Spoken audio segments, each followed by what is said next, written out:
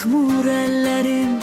Sensiz geçen günlerimi gelip bir silersen mi? Ümitlerim bir sönür, dünya başıma dönür. Hayalın gözlerimde ölür, mənə geri dönersen mi?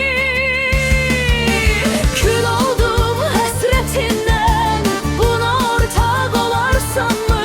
Sensiz ürək dözmez artık, ömürlük mənlə qalarsan mı?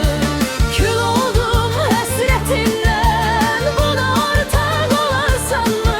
Sensiz ürək dözmez artık, ömürlük mənlə qalarsan mı?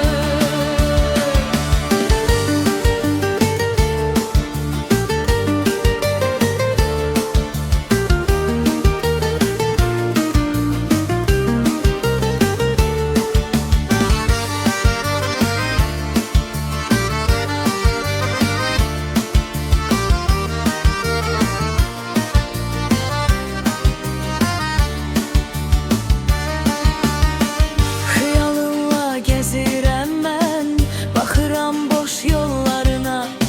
Səni candan sevən bir mən, dönüb mənlə qalarsanmı? Yollarını gözləyirəm, ümidimi üzmürəm heç. Bu qaranlıq gecəmdə sən parlayan işıq olarsanmı? Kül oldum həsrətindən, buna ortak olarsan mı? Sensiz ürək dözmez artık, ömürlük mənlə qalarsan mı? Kül oldum həsrətindən, buna ortak olarsan mı?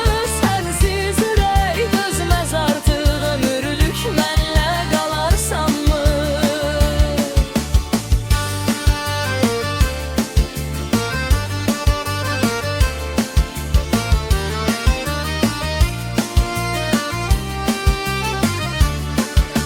Kül oldum hasretinden, buna ortak olarsan mı? Sensiz ürək dözmez artık, ömürlük mənlə qalarsan mı?